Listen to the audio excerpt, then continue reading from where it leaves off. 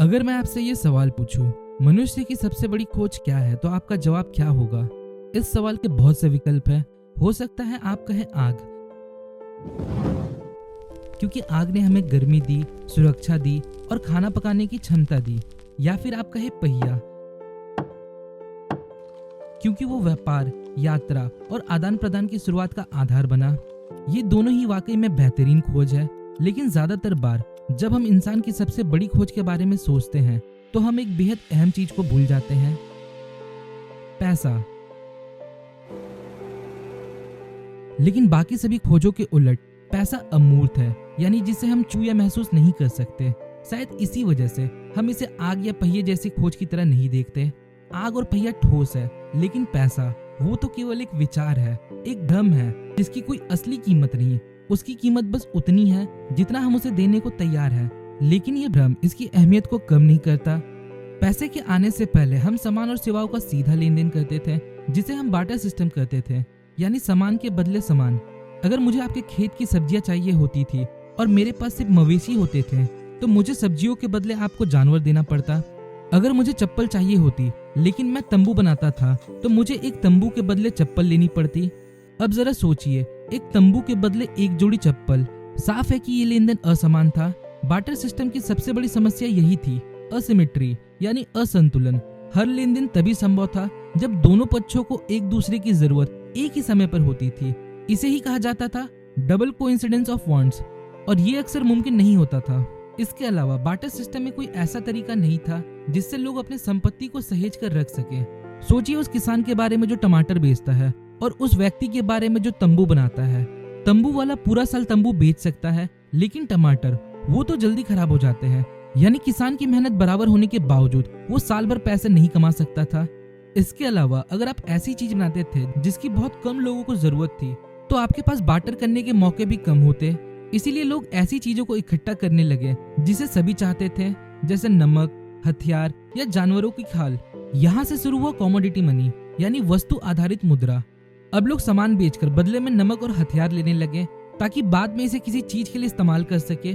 धीरे धीरे ये प्रणाली आगे बढ़ी। सीपिया, मोती और दूसरे कीमती कलेक्टेबल्स को मुद्रा की तरह इस्तेमाल किया जाने लगा। यह सब सिर्फ एक चीज के लिए था, प्लेस होल्डर ऑफ वैल्यू, यानी एक प्रतीक जो दर्शाता है कि आपने कुछ दिया और इसके बदले आपको कुछ मिलेगा। और यहीं से शुरू हुआ पैसों का असली खेल।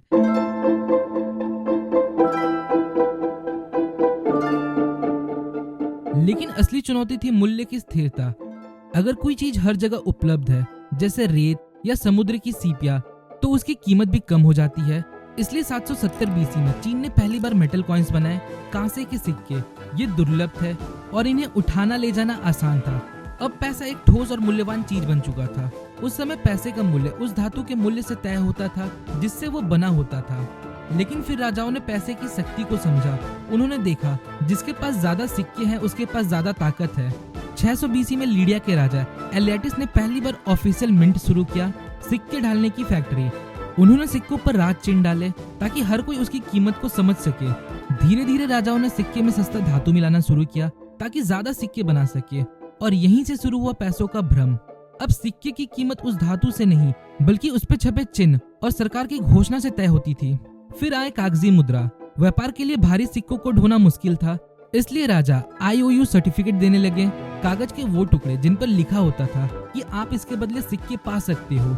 लोग इस पर विश्वास करते थे। धीरे धीरे सिक्के गायब हो गए और पैसा सिर्फ भरोसा बनकर रह गया। आज भी यही प्रणाली चल रही है, जिसे हम कहते हैं फियाट करेंसी। फियाट एक लैटिन शब्द है जिसका अर्थ होता है ऐसा हो, यानी सरकार कहती है कि ये कागज का टुकड़ा 500 रुपए का है और इसलिए है। लेकिन सरकार इस शक्ति का उपयोग कैसे कर सकती है? तो वो कागज छापकर करोड़ों अरबों रुपए बना सकती है। जैसे अमेरिका, अगर उन्हें 340 मिलियन चाहिए एक फाइटर जेट के लिए, तो वो नोट छाप सकते हैं। लेकिन ऐसा करने से क्या होगा? इन्फ्लेशन। अगर बाजार में नोट की भरमार हो लेकिन सामान और सेवाएं उतनी ना हो, तो कीमतें बढ़ने लगती है और हर नोट की कीमत गिरने लगती है। 2020 की महामारी के दौरान अमेरिका ने इतिहास में सबसे ज्यादा नोट छापे। आज जो डॉलर चलन में है उसमें से 40% सिर्फ पिछले 18 महीने में छापे गए। नतीजा, लकड़ी से लेकर खाने तक हर चीज महंगी होती जा रही है। सरकार ने लोगों की मदद के लिए स्टिमुलस चेक और अनएम्प्लॉयमेंट बेनिफिट दिए। Stimulus money being sent to millions of Americans. This is for those who are considered low income, are blind or disabled and can't work. ये जरूरी था, लेकिन इससे ये भी हुआ कि कुछ लोगों को नौकरी करने से बेहतर लगा सरकार से पैसे लेना। महंगाई के कारण आपकी बचत की कीमत भी गिरने लगी। आप पैसे बैंक में रखे रहिए, लेकिन हर दिन उसकी परचेजिंग पावर कम होती जाएगी। जैसे जैसे सरकार ज्यादा पैसा छापती है, वैसे वैसे आपकी पूंजी कमजोर होती जाती है।